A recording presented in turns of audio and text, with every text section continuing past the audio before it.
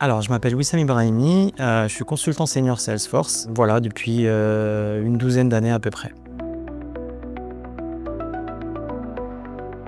Tout à fait, alors ça fait plusieurs années que Salesforce met l'accent sur l'intelligence artificielle. Donc dernièrement, ils ont fortement investi sur un nouveau produit qui s'appelle Agentforce. Donc Agentforce, c'est ni plus ni moins qu'une suite d'agents conversationnels intelligents qui permettent en fait d'optimiser les interactions clients, peu importe les canaux d'arrivée, que ce soit par mail, par téléphone ou autre. Alors la plus-value aujourd'hui, elle est surtout autour de l'efficacité opérationnelle, donc que ce soit l'efficacité des équipes commerciales ou des équipes de service client. Je te donne un exemple. Pour les commerciaux, l'IA va permettre de suggérer les meilleures opportunités à prioriser et à traiter pour clôturer des deals plus rapidement.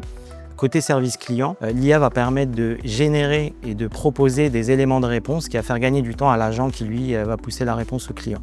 Donc gain de productivité pour les équipes. Je pense que ceux qui vont se passer de l'IA vont partir avec un handicap. Ceux qui vont s'accompagner de l'IA vont justement monter dans le train, comme on dit, et avoir un accélérateur pour leur productivité, pour être plus compétitifs comme l'intelligence artificielle se nourrit de données, j'ai envie de te dire que l'enjeu principal, ça va être autour de la qualité des données, autour de la qualité de la gouvernance de la donnée. Donc si la donnée n'est pas propre, n'est pas structurée et n'est pas bien intégrée à l'écosystème Salesforce, l'IA ne pourra pas donner d'insights pertinents.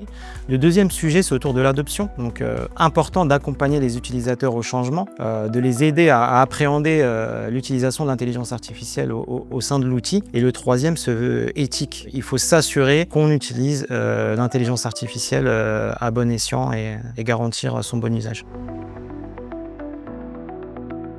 Forcément de plus en plus intégré, beaucoup plus d'interactions. Je pense que les agents vont prendre beaucoup plus de place dans les outils pour exécuter et automatiser les tâches à faible valeur ajoutée, pour laisser un peu plus de temps, plus de place aux commerciaux et aux services clients pour justement se concentrer sur ce qui a forte valeur ajoutée.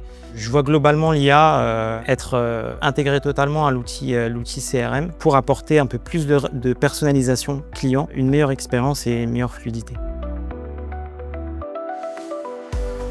L'IA remplace pas forcément ce que l'on fait, mais par contre, elle peut nous donner des guidelines, comme on dit, vraiment une directive sur certaines tâches que l'on va faire. Par exemple, il y a quelques temps, j'étais affecté à une mission dans le secteur de l'asset management, donc finance, que je maîtrisais pas forcément. Donc j'ai interrogé l'IA pour m'orienter un peu sur les éléments clés de l'asset management, quels sont les rôles clés, quels sont les processus clés. Et du coup, ça m'a permis d'avoir au moins un premier vernis avant d'arriver en atelier client et d'échanger avec les métiers.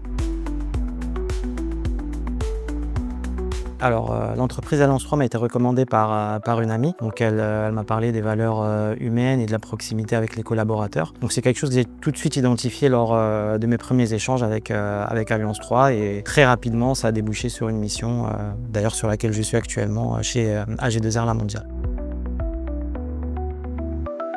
Non, pas forcément. Moi, de base, je viens du métier, donc de la relation client. J'ai à peu près 10 ans d'expérience dans la relation client et j'utilisais la solution Salesforce en tant que manager, donc en tant qu'utilisateur final. J'ai vu l'engouement qu'il y avait autour de cette solution, donc c'est dans les années 2010, c'était il y a un peu de temps maintenant. Et je me suis dit, il faut que je passe de l'autre côté, il faut que je passe côté techno pour justement, à mon tour, accompagner des managers qui utilisent Salesforce, des services clients, des commerciaux. Donc c'est comme ça que je suis tombé dedans et maintenant, ça fait à peu près une douzaine d'années que j'accompagne les entreprises dans leur transformation digitale.